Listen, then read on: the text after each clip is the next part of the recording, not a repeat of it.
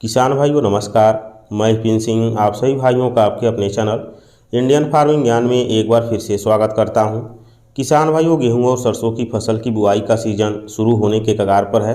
देश के कई प्रदेशों में व्यापक स्तर पर दोनों फसलों की बुआई किसान करते हैं। गेहूँ की उन्नत किस्मों में SD 2967, WH 1105, SD 3086, DBW 187 जैसे किस्मों का चुनाव बुआई के लिए ज़्यादा करते हैं। और भी बहुत सारी किस्में हैं जिनका चुनाव किसान करते हैं। गेहूं के बीज का चुनाव करते समय इस बात का ध्यान जरूर रखें कि जो किस्में पीला रतुआ और अन्य रतुआ के लिए सहनशील हैं उन्हीं किस्मों को बुआई के लिए विशेष महत्व दें। गेहूं की बुआई का कार्य 24 अक्टूबर के बाद जैसे ही तापमान गेहूं बुआई के लिए उपयुक्त हो तो गेहूं की बुआई का कार्य शुरू कर दें। सरसों की बुआई का कार्य भी अक्टूबर से लेकर 10 नवंबर तक जरूर कर लें। अगेती के रूप में सरसों की बुआई करने पर सरसों की अच्छी पैदावारी मिलती है। सरसों के खरपतवार के लिए बुआई करने के बाद 72 घंटे के अंदर पेंडीमेथालिन 1 लीटर प्रति एकड़ की दर से 200 लीटर पानी में मिलाकर खेत में अच्छी तरह से स्प्रे कर दें।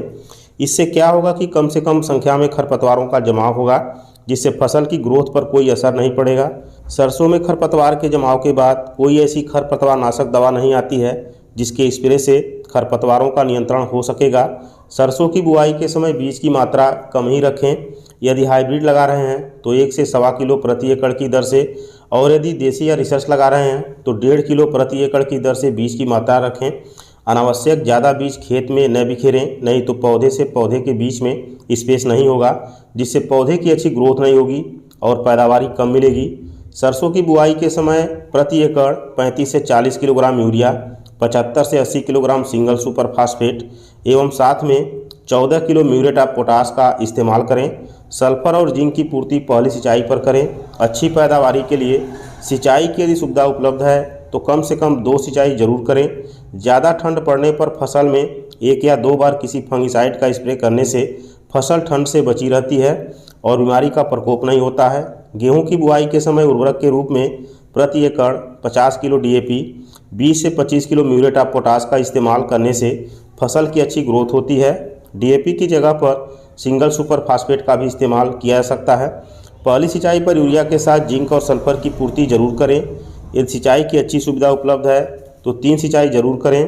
पहली सिंचाई 21 दिन बाद जब जड़ें फैलती हैं, 65 दिन बाद जब गांठें बनती हैं, 85 दिन बाद जब दाना बनता है। ज़रूरत के हिसाब से 1 या 2 सिंचाई बढ़ा सकते हैं। गेहूं की बुआई के समय भी बीज की मात्रा कम रखें। यदि आप 40 किलोग्राम प्रति एकड़ मात्रा लेते हैं तो फसल की अच्छी ग्रोथ होगी, कल्ले ज़्यादा फूटेंगे। पौधे के बीच में स्पेस होने से जड़ों के पास तक हवा का संचार बढ़िया होगा।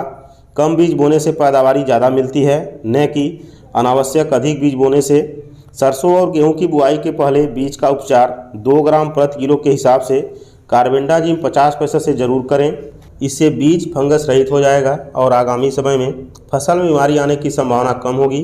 किसान भाई, यह कुछ ज़रूरी बातें हैं जिसका ध्यान सरसों और गेहूं की बुआई के समय ज़रूर रखें, तभी आपको गेहूं और सरसों की अच्छी पैदावारी मिलेगी। किसान भाई को जानकारी अच्छी लगी हो तो लाइक ज़रूर करें। अगले वीडियो में एक नई जानकारी के साथ फिर मिलेंगे, तब तक के लिए धन्यवाद।